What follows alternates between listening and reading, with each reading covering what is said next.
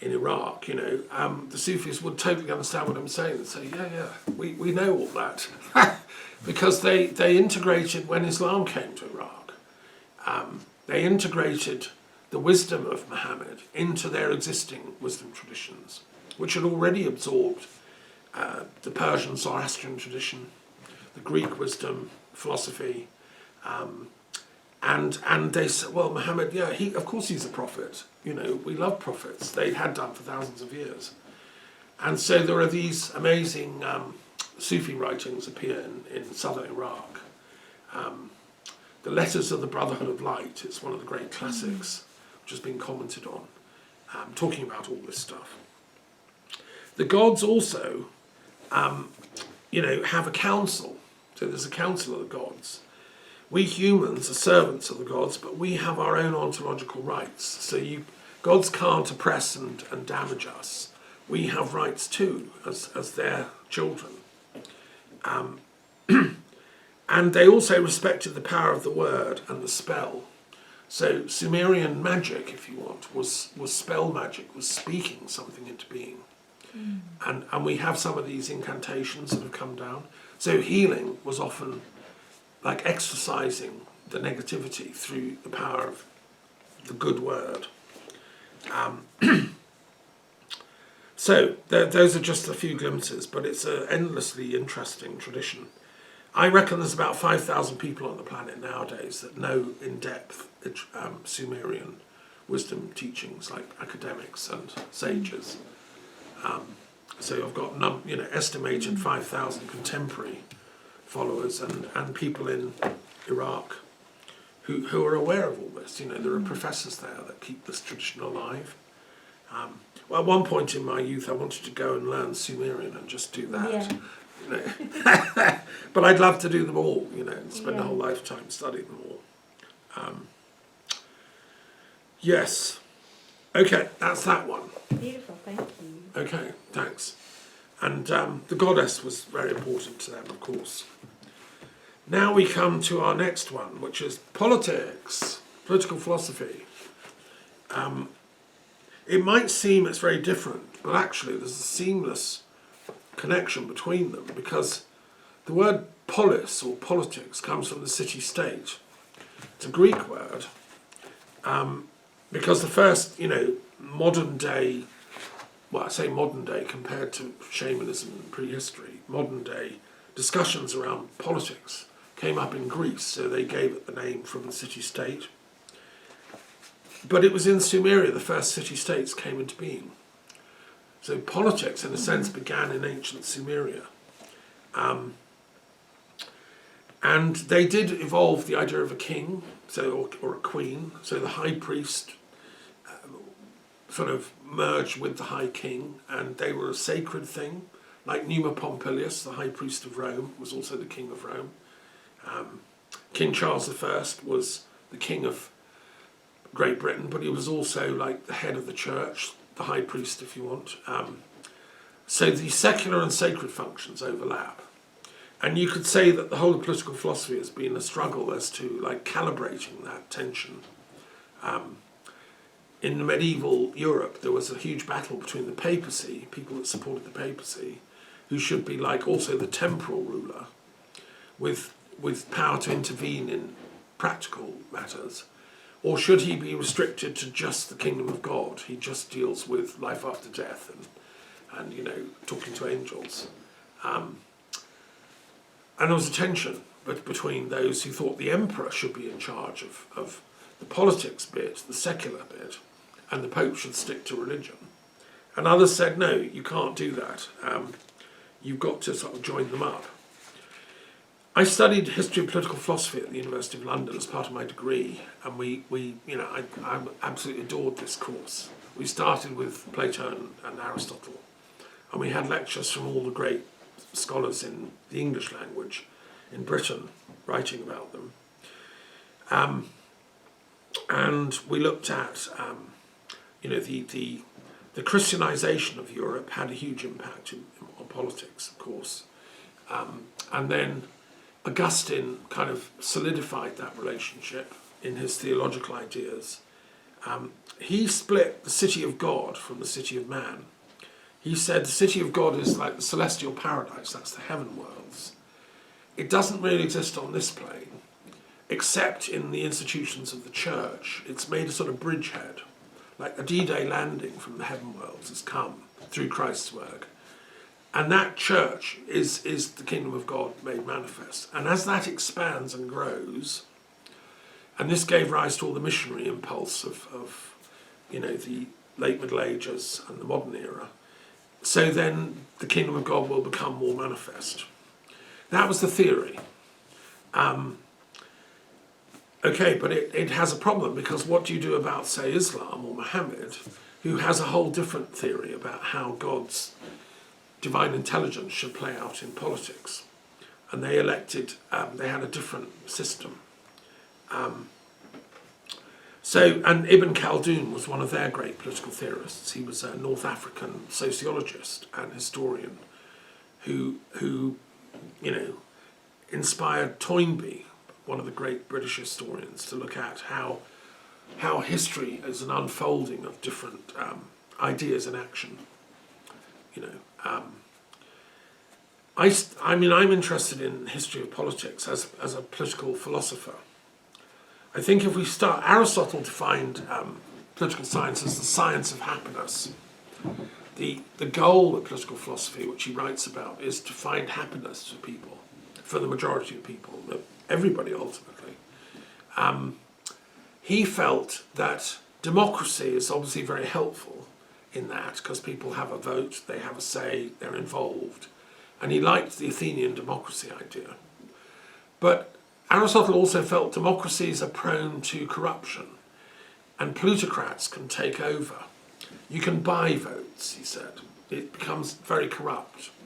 So you need an element of aristocracy to give a backbone to the democracy, which would be people that are selfless in their service to the state, who are highly educated and highly committed and not in it for self-service. They're truly the best, which is what aristocrat means. But he said even the aristocrats can be corrupted, and there's dangers, because they can become a self-serving elite like the Etonian aristocrats of England. They keep electing themselves head of the Tory party and getting into power for the last 400 years.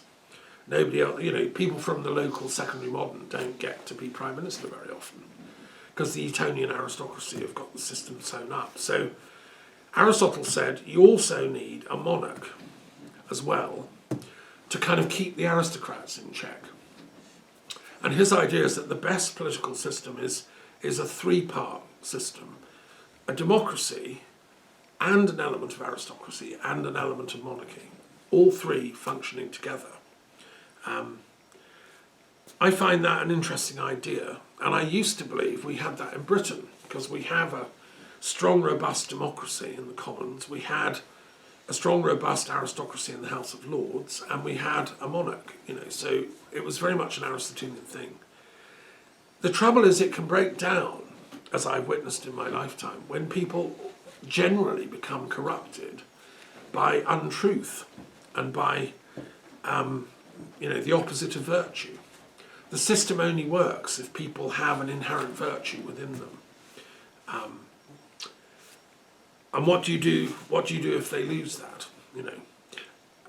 Obviously Aristotle didn't foresee the negative impact of lies in the social media, which is a new thing. There's always been lies, and there's always been the threat of that. But the idea that somebody could do what Trump has done or Putin has done and call black white by massive deceit is something that I don't think political philosophy has quite understood or woken up to, the threat of the implication of that.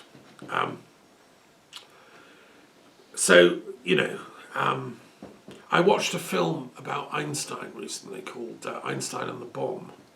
Very interesting new documentary film. And it had lots of footage of Hitler, who was like in many ways the antithesis to Einstein. Einstein was Jewish. Hitler was making speeches about how he hated the Jews because they were all rootless cosmopolitan intellectuals. He spat out the word intellectual like it's a swear word. And they should be eradicated, you know.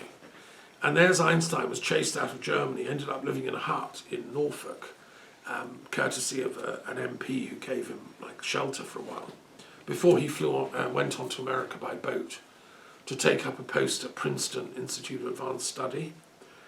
And anyway, this footage of Hitler was scary. It was very detailed about his grip over the crowds, the use of torchlight, processions, like a religious ritual ceremony, invoking this kind of Aryan cult, which he obviously believed in, all premised on hatred and anger towards the other. It's always easy to get power if you whip up hatred in a mob against the other. I don't practice that kind of politics. My belief is about love for the other. I've been more inspired by people like Christ and Gandhi and Buddha who want to include everybody. I don't see there's a truth for us and one for them that we have to oppose and hate. My idea of truth is that it's universal, and that's the duty of philosophy, is to find that. But it's the Hitlers that get the power, and we've seen that with Putin. We've watched it with Trump. Hope to God he doesn't succeed in his second attempt, using fear to bully the Republican Party, which should be strong enough to stand up to his nonsense. I mean, the guy's facing criminal charges, and yet they can't sack him. One thing I've got a question about is the internal governance of political parties is very important. They need a check and balance mechanism to weed out, unsuitable candidates. I don't know what the Republican Party has in the way of internal balance mechanisms, but if I go and stand for election for Labour or Liberals or Conservatives, I'm weeded out if I'm a fanatic, ideally, but that seems to have fallen by the wayside. So anyway, yes, and then we have Marsilius of Padua, who was a great political scientist in medieval times, and Machiavelli, who in Florence, said we should treat politics as a separate science, as an art in its own right. Montesquieu, the French sage, who invented this idea of the separation of powers. He's one of the great intellectuals of political science one studies. Bentham, who came along and talked about, he tried to enlarge on Aristotle's idea of happiness. We need to find a formula that maximises happiness for the majority of people, and that is what he called utilitarianism, but it became associated with liberalism as a political philosophy. John Stuart Mill took that idea on, and I've been influenced by that liberal tradition myself, Gladstone and others. The idea of sharing power, distributing power to as many people as possible, instead of hoarding it in an elite. And in Canada, Trudeau and the current Prime Minister of Canada, Justin Trudeau, come from that same tradition. Okay, any questions about the politics? Yeah. Yes, when you speak about sharing power, I guess it's a point that is focused by Proudhon with anarchism, because he is saying we could make federation. People, it's also, we call that in France subsidiarity. Yeah. This is, the more you can do locally, the best it is. Yes. And for example, I think in politics, the size of the population is very important. We cannot understand China because it's so huge. It's 1.5 billion inhabitants. We cannot manage that. It's incredible. And same for India. And but 5 or 6 million inhabitants, like Switzerland, and they divide themselves in 26 counties, and that works. Yes. But how can we manage 50 or 80 million inhabitants like France, Germany, UK, I think it's an interesting question. Yeah, sure. And when it gets to 1 billion, like in China or India.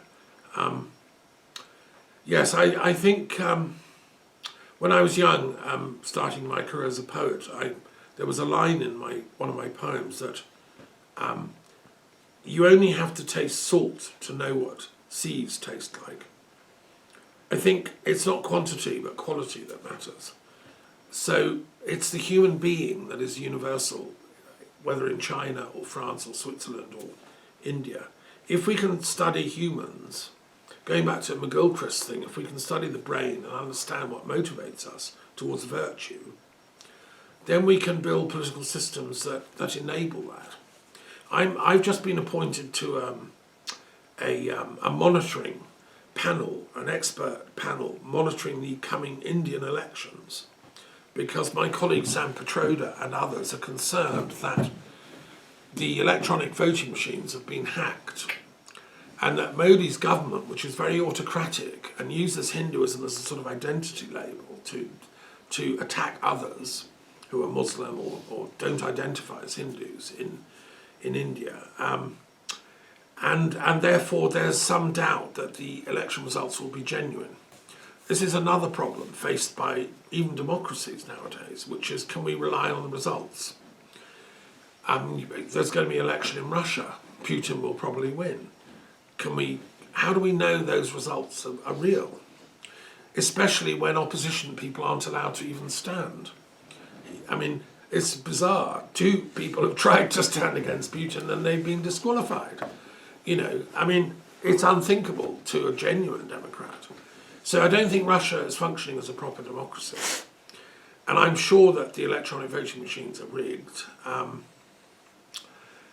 But how can we trust it in Britain either, or France, So I think the Indian panel are saying we should go back to the old ballots, a written ballot where you mark it and it's counted and then it's a permanent thing that can be traced. Because the electronic ones just disappear into the ether. And if you recall, when Al Gore lost to Bush in the Florida election, that was all done through electronic machines that turned out to be run by a company that had links to the Bush dynasty. So, I mean, I'm concerned about that as well, the impacts of technology on democracy. And that's even before we talk about the subtle influence of people's opinions and minds through social media and swamping. We know that that's how Brexit was won, by the hard right Farage types, because they made alliances with people that flooded social media in Britain with hate Europe campaign speech type things, which pandered to the worst aspects of English racism and nationalism. I'm an English patriot, but I don't believe Englishness is best served by going off and doing Brexit and creating a sort of fake neo-imperialism, which is what Brexit are trying to do. We would be better off working with our European friends and partners and building a peaceful world together. So I've got those concerns. I mean, about anarchism, which was your original question. I mean, I've got a number of friends who are anarchists intellectually. I've been influenced by them. I think Proudhon's work is important. He stood against Marx and Marxism because he felt that Marx was over-centralising the state. And even though he was doing it in the name of the working classes and the proletariat, he could see a danger of that becoming an oppressive instrument. And I think that was one of the problems with the French Revolution, which was the massacre of aristocracy. Was from an Aristotelian point of view a bit of a tragedy. And the Marxist tradition carried on with that sort of slaughter of anyone that opposed them. And in Russia, many, many people were killed. And in China, when the Marxists took power in communist China, in Maoism, they mass slaughtered the Confucianists and the Taoist intelligentsia, as if, that was how to bring in equality. Well, that's a kind of equality that dumbs everyone down to the lowest possible level.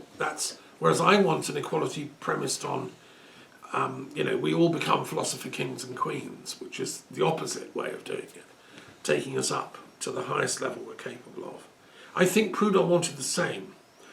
Idealist anarchism, which he espoused, was that we all actualise our highest potential, and that's how we reach equality.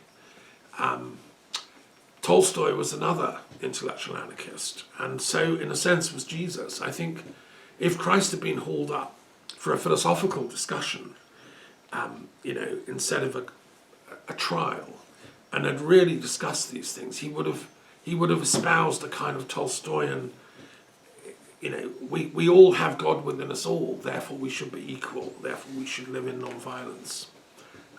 And that is the anarchist tradition of Gandhi and Tolstoy. Kropotkin was another who espoused that, a Russian aristocrat who used to live in Brighton. There's a plaque when I was a little boy down the road from my house honouring Kropotkin, who lived in Cape Town. And he wanted us to not espouse Darwinian competition as the progress point of history, but cooperation and love. Mutual aid, he called it. That's how human beings progress. We work together in love and friendship. And I believe that is truer than this ruthless struggle. So that's why I'm a liberal. I want a less strong state which enables people in their local communities to come together, do creative things, set up cooperatives, set up, joint farming projects, all that stuff. And that empowers everybody from the grassroots up, but also that includes those that have been fortunate to have, a good education and a good start in life to also collaborate. So, I don't believe in war to the death between the classes. I want the working class, the middle class and the upper class to work together, to cooperate for common universal enlightenment. So yes, those are some thoughts about political philosophy and how it fits. I'm sure the Sumerian priests and priestesses would enjoy this conversation if they were here. Any other points before we move on? Anyway, we'll keep thinking it through, okay? Because we can't solve everything in one session. Let's look at the Tarot of the Gods then. See if the gods want to comment by turning up and seeing which one we get. Yes. There we are. Right. Thank you. Okay. See which god wants to come and share their wisdom. Oh, that was the one I chose, but I did let it go. So it's No, let's have the rainbow snake. Rainbow Snake. We were talking about him earlier. He jumped out. There we are. Excellent. Ha.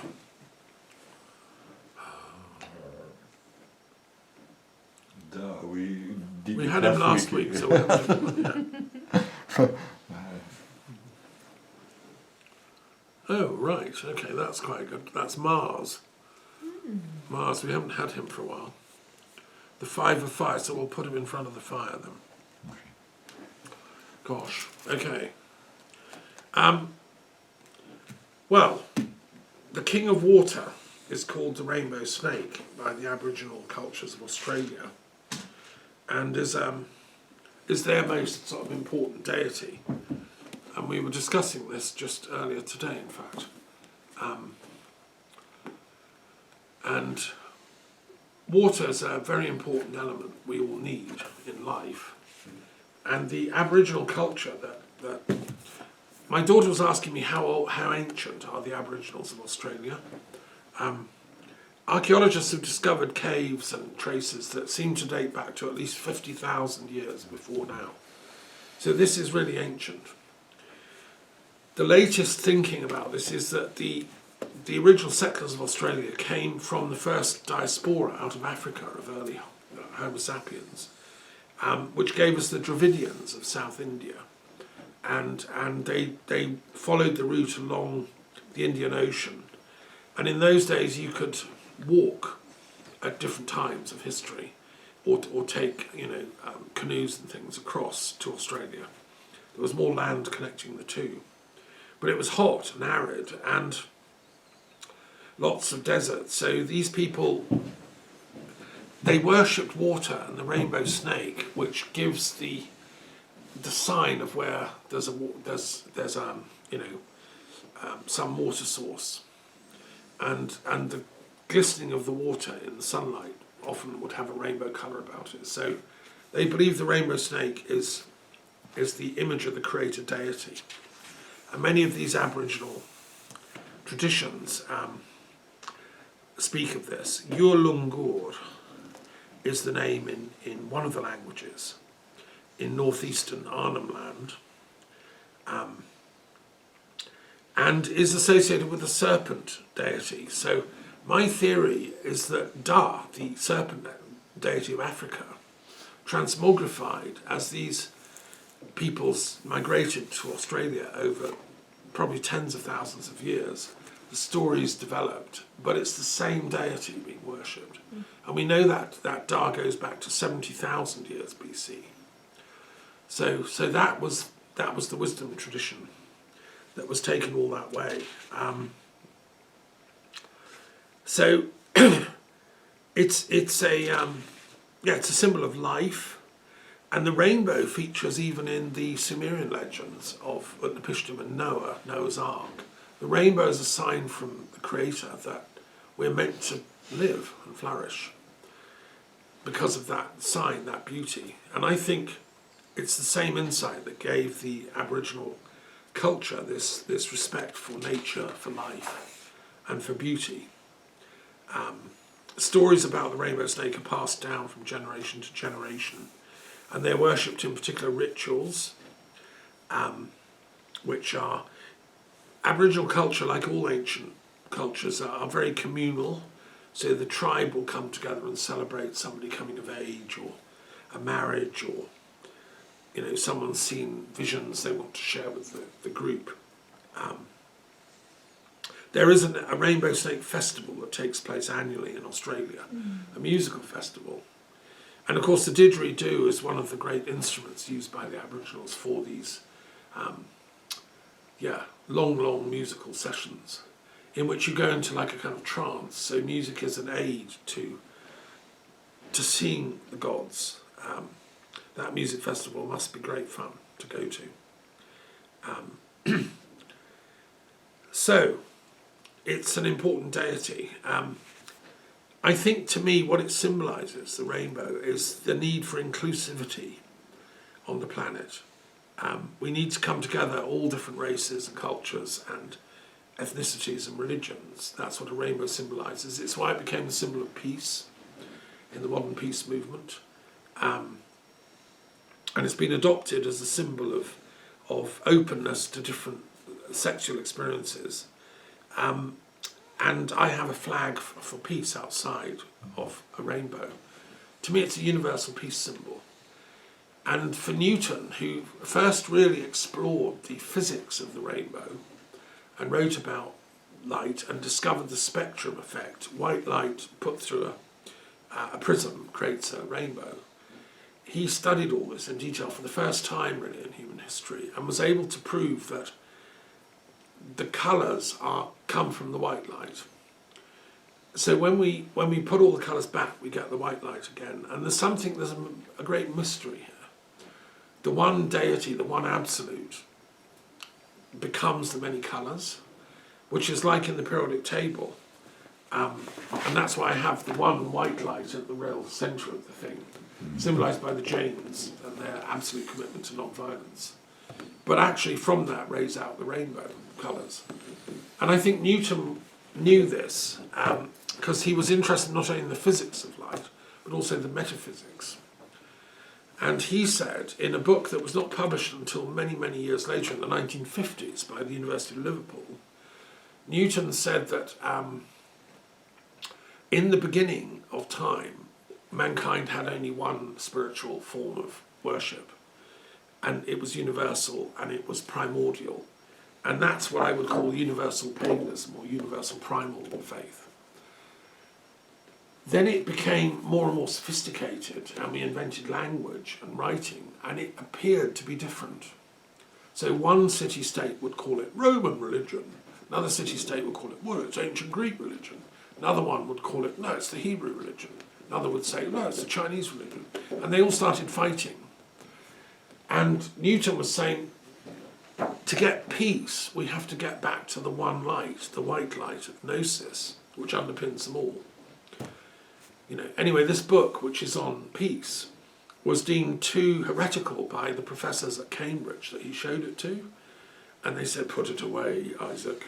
So he hid it away in a drawer, and it was never published in his lifetime. And it was only published in the 1950s, for God's sake.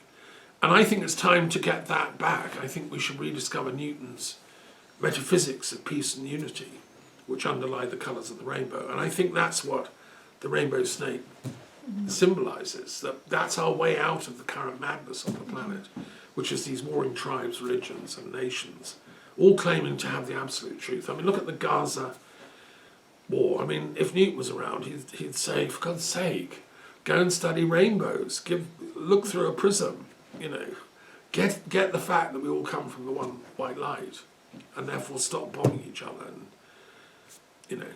So that I'm with, yeah, I think that's what that means, that. And then this one, yeah, this is what happens if you don't get with the Unity program. You get Mars, who's the 5 of fire, and in the drawing he's dropping bombs and doing tank manoeuvres. And, you know, Mars is not a god you want to get on the wrong side of. It's the origin of the word martial. And, yeah, you know, the military-industrial complex is his baby, effectively. Now, he's also Ares in Greek, or Tuas in the Norse traditions. And this card, the 5 of fire, stands for mind games and hostility as well.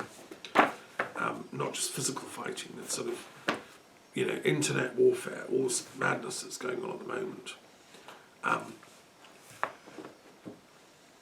We know that Mars was accepted into the Celtic world. They were also pretty warlike, and there are inscriptions found all over Gaul with, for instance, Mars Alator was adopted as a huntsman. Mars Barracks, found in Carlisle.